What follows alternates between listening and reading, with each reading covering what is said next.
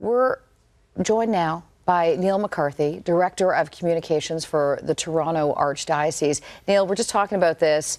How much of a surprise is this news this morning? Because as we mentioned, we knew the Pope's health wasn't good, but things seem to be looking up.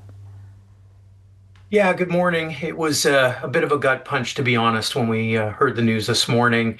As you said, it looked like the Pope had turned the corner after his really difficult medical issues from the past month. And having made it home, having seen him just yesterday around St. Peter's Square in the Pope Mobile, saying a few words, obviously very weak, but still being present there. So to absorb that this morning is still very difficult, having just seen him yesterday. And I'm sure people waking up this morning are somewhat shocked. Neil, let's also talk about Pope Francis' legacy, if we could, for a moment here, and exactly how he will be remembered, particularly here in Canada. Well, I think first and foremost, a humble servant of the Lord, humility from the very day that he was elected Pope came out. I was there March 13th, 2013 on the balcony in St. Peter's Square. And he said, please pray for me.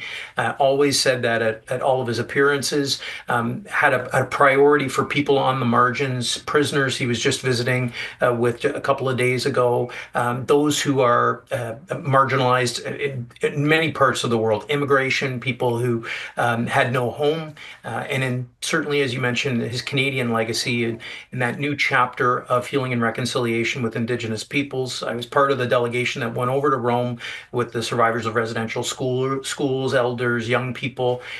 He was very moved by their stories, and in fact said right after that meeting, I want to come to Canada and apologize personally there. And 3 months later, he was here.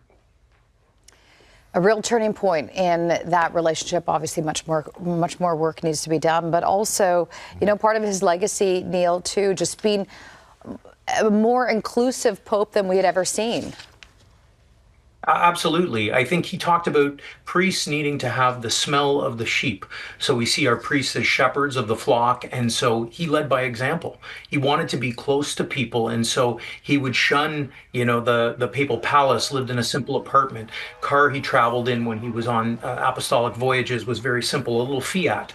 And when he came to Canada, I remember we were talking with the RCMP security officials, and they wanted larger barriers to protect him. And the Vatican officials said, no, he wants to be close to the people. He wants to be with them. And regardless of the safety issues, he just wanted to be close to them. And the time he spent with the Indigenous delegation, you know, world leaders come and go and they spend 10 minutes meeting with the Pope. He was with them for hours, listening to their stories, not speaking, listening to them, and said, I'm coming to Canada. And I can't underscore how important that visit was, and the fact that it happened in 3 months. Most papal trips, they take 18 months to 2 years to plan. We put that together in 3 months because he said, I want to do it, and I want to do it now. Despite the fact with his health in the wheelchair, he'd canceled a trip to Africa, but said, I want to come to Canada. That's how important it was for him.